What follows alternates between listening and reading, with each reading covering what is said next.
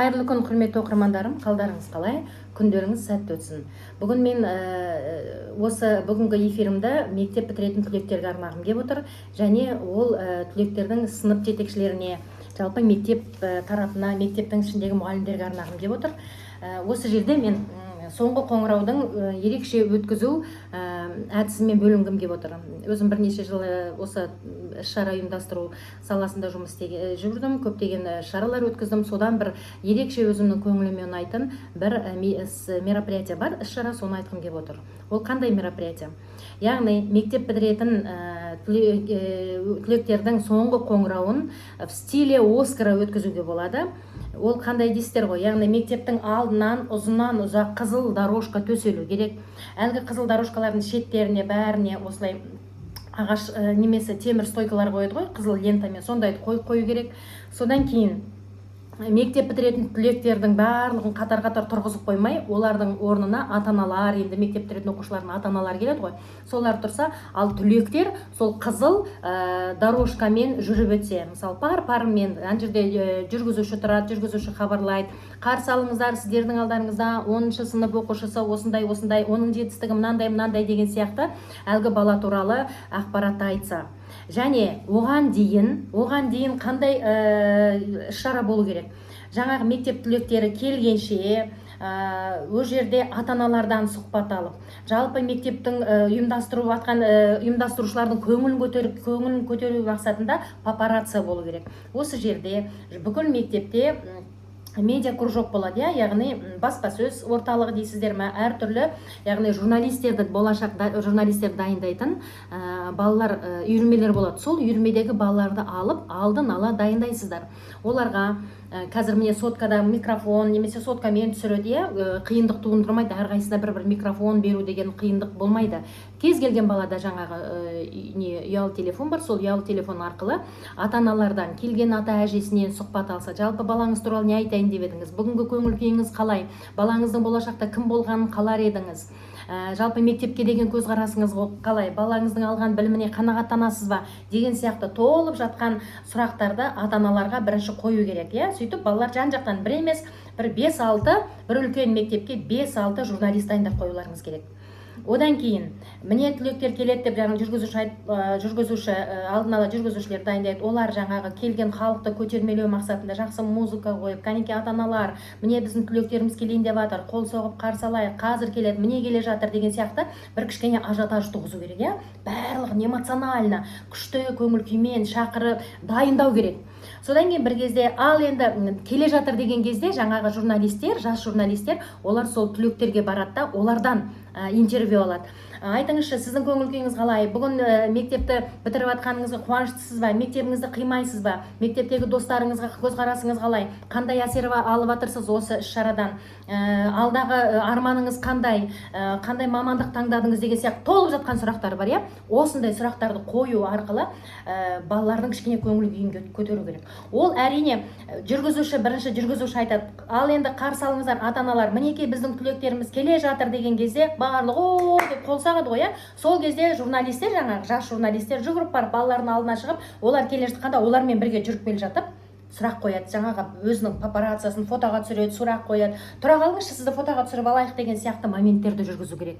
Ал оның алдына дейін жаңағы қызыл дорожка, әдемі, мына тіпті андай бір, мен қазір сіздерге фотосын бәрін жіберем, видеосын бәрін жіберем, мына Назарбаев зияткерлік мектепте жұмыс істеп жүрген кезде істеген іс-шарамды көрсетем, оны қарайсыздар, Сол кезде мындай бір дөңгелек столдар болады, ақ столдар, үстіне ақ скатерть жабылып, сөйтіп та әр жерге қойып қойдық шведский стол жасап. Ол да бір балаларға бір ерекше әсер береді, мектептің тарапынан бір керемет ұйымдастырылғандығын көрсетеді. Сонда қараңыздар, жаңағы қызыл дорожка, одан кейін жаңағы темір лентаны ұстап тұратын темір стойкалар, содан кейін оның ар жағында ата-аналар арасына, немесе жаңағы оқушылардың өздерін арнап әр жерден столдар, ақ столдарды қойып қойсаңыздар, ақ скатертпен былай дөңгелек ақ стол, скатертпен былай байлап лента тағып. Әрине оның барлығы сіздер үшін үлкен шаруа шығар, бірақ достар, әріптестер, қараңыздар, кез келген іс-шараны ұйымдастырғанда изюминка болу керек. Изюминка болу осындай сәттерден тұрады. Оған ерінбеу керек, оған шығын есептемеу керек, оған әуре сарсаң боламыз, аннан әкелу керек, мыннан әкелу керек дегенге ешқандай ерінбеу керек. Оның бәрін істесеңіз өзіңіз ләззат аласыз. Әрине бұндай нәрсені, бұндай іс-шараны, осындай әрекетті жасайды тек қана фанаттар қолдарынан. Фанаттар өз ісін жақсы көретін, осындай бүгінгі іс-шарам керемет өтсін дейтін сынып жетекшілері, немесе мектеп тарапының тәрбие жөніндегі орынбасарлары, олардың көмекшілері, жалпы жас ұстаздар болсын, қандай болсын, үлкен ұстаздар болсын, осыны түлектеріне арнап осыны ұйымдастыратын болса, ол бір керемет әсер алады. Сондықтан жаңағы енді өздеріңіз көз алдарыңызға елестетіңіздерші, мысалы жаңа қызыл дорожка, ұзыннан ұзақ қызыл дорожка төселіп тұр, стойкалар мен ленталар қоршалып тұр, ол жерден тек қана қызыл дорожканың бойынан түлектер ғана өтеді деген белгі ғой. Ал ата-аналарға жақындаған жерде жаңа столдар тұр, олардың үстінде фруктылар, кішкене соктар, солар қойып қойсаңыздар. Солар тұр, міне обстановка сондай. Ана жерде баннерларыңыз тұрады, түлек 2023 деген жазумен әдемі баннер қойып қоясыздар. Аппаратура, музыка, ведущийлар бәрі дайын тұрады. И осы жерде жаңағыдай папарацци қызмет етіп жатады, жүгіріп жүреді, журналистер, жас журналистер, оларға мынандай белдеріне бәрі, мойындарына мынандай неме деуші еді, бейджик дайындап сөйтіп, оларды да ерекше қылып киіндіріп, олардың журналист екенін көрінетіндей, оған да күштеріңізді салу керек.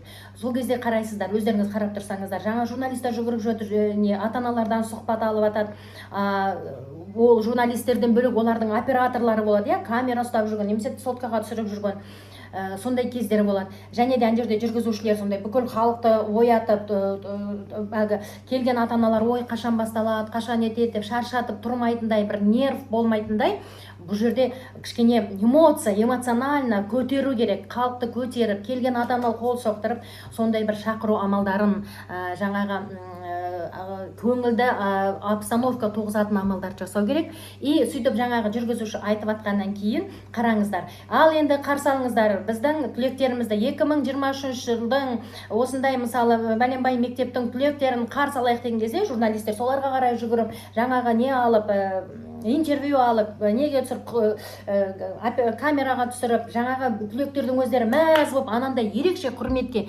ерекше қошеметке бөленген, сондай қошеметпен келе жатқан түлектердің қуанышы шексіз болады. Және де оны көріп тұрған ата-аналардың қуанышы шексіз болады. Сондықтан сіздерге құрметті, мен эмоциямен айтып отырмын осыны, өйткені өзім жақсы көрем осындай іс-шараларды, ұйымдастырғанды жақсы көрем, оның жақсы өткенін жақсы көрем, жаным жақсы көреді, күйет прямо сондайды. Ана жерінде бірдеңесі дұрыс болмай қалса, оның бәріне жүректен өткізем. Сондықтан мен сіздерге қазір оны мынау эмоционально жеткізіп отырмын, өйткені ол менің жүрегімнен шығып отыр, және ол оның жүрегіме қонатын іс-шараның бірі.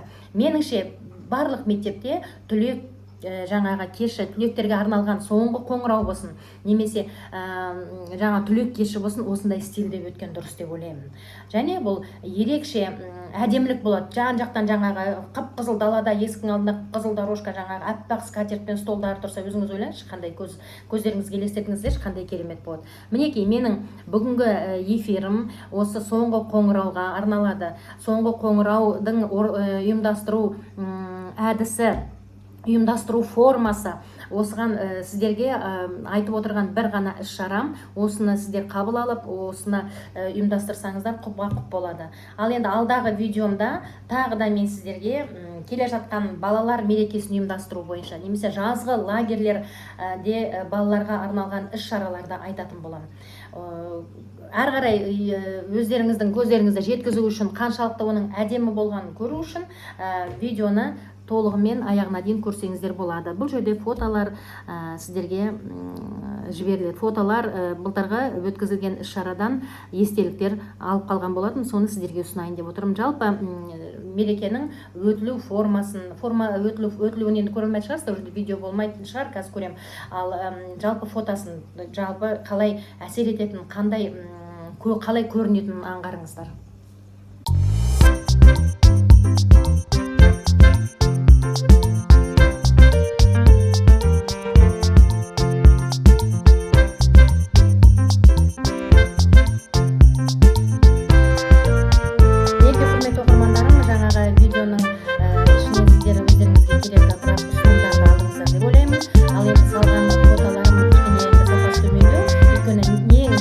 Керемет деген түгел анау столдар бәрі